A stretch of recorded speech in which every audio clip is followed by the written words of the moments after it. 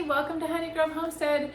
Today I'm in the kitchen. I've got various things going. I've got bananas left in the food dehydrator. I just finished up some zucchini because I have a lot of zucchini coming in.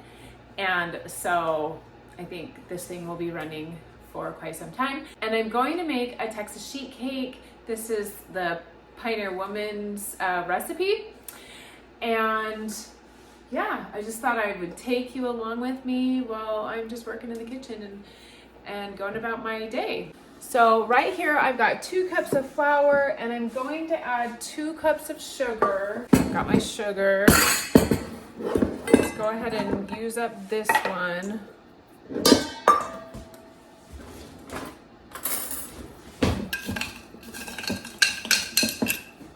This might be enough actually, but no, it's not gonna be enough. Okay. Kind of smash it down. It's about 1.5.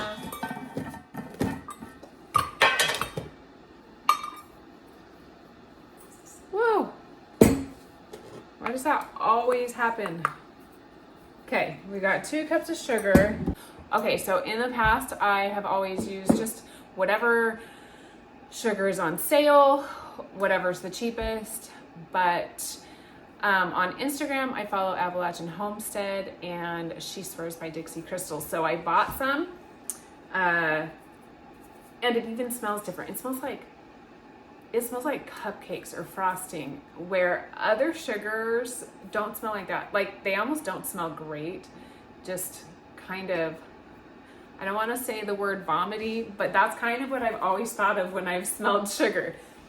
But this one doesn't, and so thanks for the recommendation. It smells better and it probably tastes better, but we're gonna find out in our cake. Okay, back to the cake. So we've got our 2 cups of flour and our 2 cups of sugar. We're gonna add our 1/4 cup, no, not a 1/4 cup, that'd be gross. Our 1/4 teaspoon of salt. I'm just using some pink Himalayan salt. And then I'm just gonna mix it. Gonna mix this all up.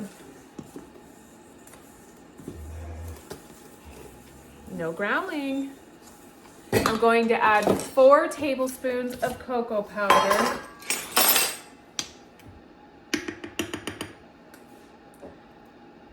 One, 2, 3, 4. Oops. And I'm going to mix this.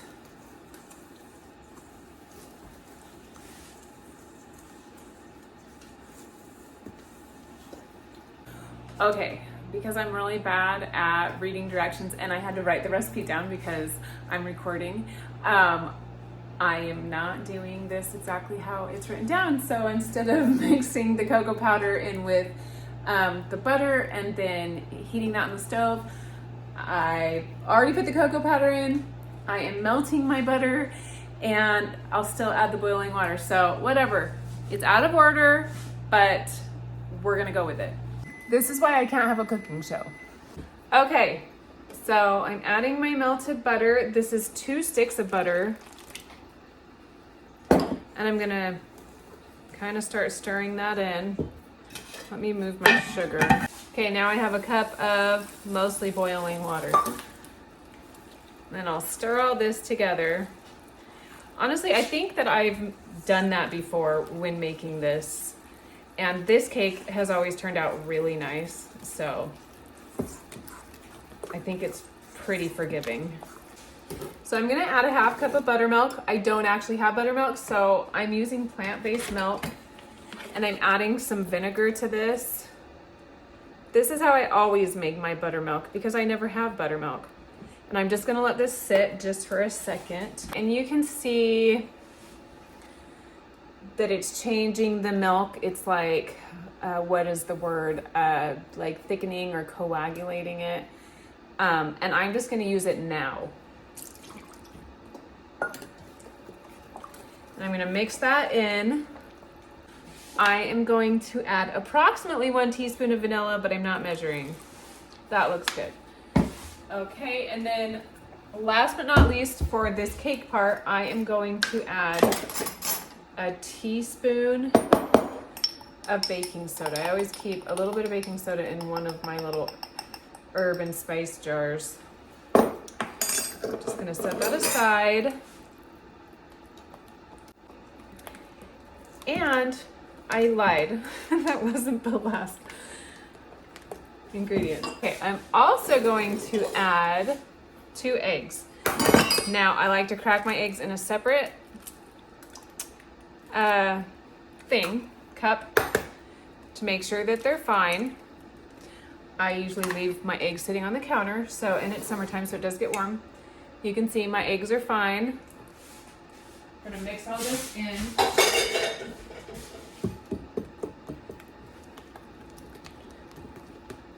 I'm just gonna stir it in really well. The last thing you want is some egg chunks in your cake. So in the past, I have made pecan frosting for a German chocolate cake, and it's when I was first learning how to cook, and it ended up with a little bit of scrambled eggs in the frosting. Now, the good thing is it was just for my little kids, because they were very little at the time, and my husband, and none of them knew except for me. So they ate it and they loved it, and we never talked about it. So, because when kids are little, they love their sugar. Now at this stage, I am going to put this in on a cookie sheet. I've got some spray. I like to keep spray around for things like this. Like a can like this lasts me like 6 months, sometimes even longer, because I don't use them very often, but I do like to keep them around. And then I'm going to pour my cake in here.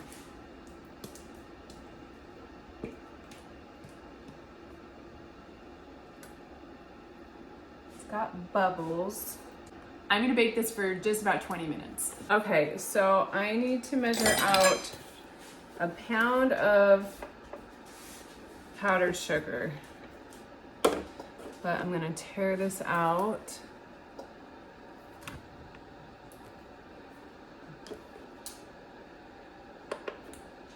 Okay, and honestly, I don't know that a pound is gonna fit in this bowl, but we're gonna try. Okay, normally I would actually measure out, like I would just dump out half a bag of powdered sugar. Okay, but then it also says it is a pound minus half of a cup. So this is a 1/4 cup, and I'm going to actually remove there. So that is my my powdered sugar for the frosting. Okay, first I'm gonna add 1 3/4 sticks of butter. Now I'm gonna add 4 heaping tablespoons of baking cocoa.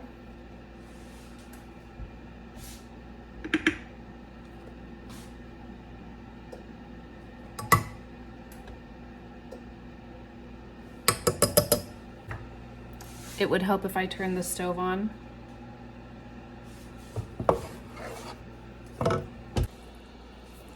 Okay, now at this point, we're gonna add 6 tablespoons of milk, a teaspoon of vanilla, and our powdered sugar. And I'm just gonna stir it all up. Okay, so here's where I think I might differ a little bit than the original recipe. I like to poke some holes in it so that when I pour the frosting on, it's going to get like down in the cake in each bite. And then we have this frosting, and this cake is high. So I'm going to carefully pour it on because I know it's going to overflow if I just dump it.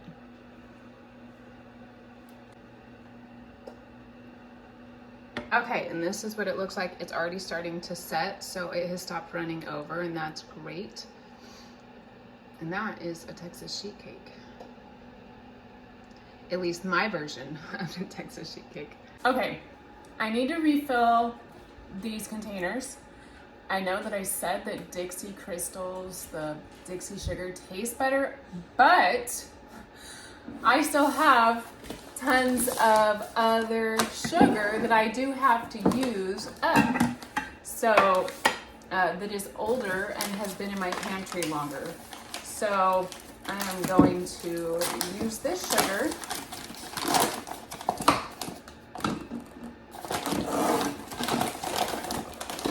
Pour in here.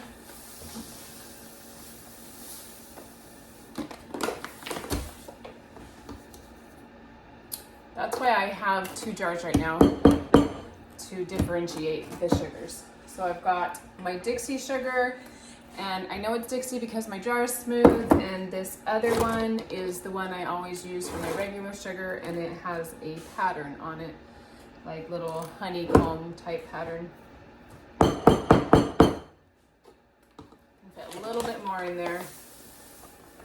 I would say these jars hold about 5 pounds, so about half of these bags.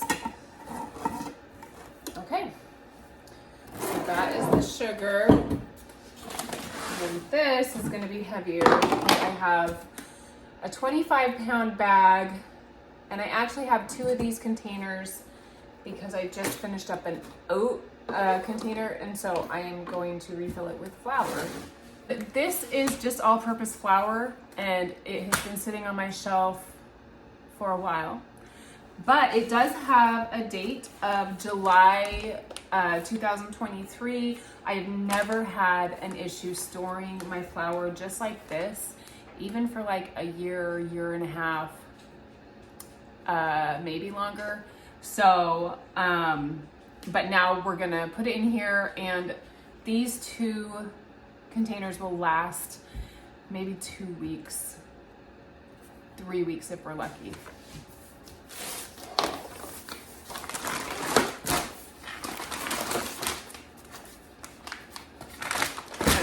Let me see, I need a knife. Oh, it's gonna be messy.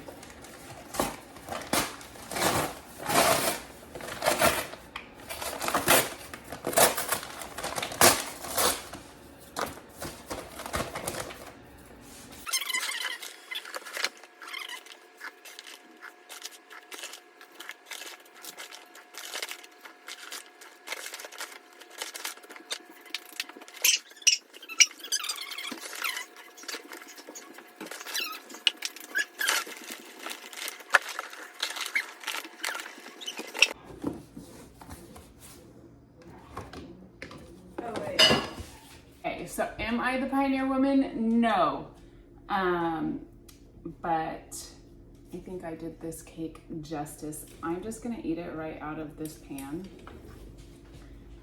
Look at that.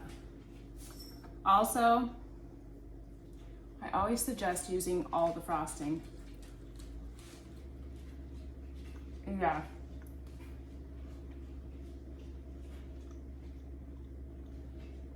This is delicious. And me putting things out of order or not doing them in the right way didn't make any difference. So I suggest looking this up on Pinterest if you haven't already. Anyway, have a great day. Bye.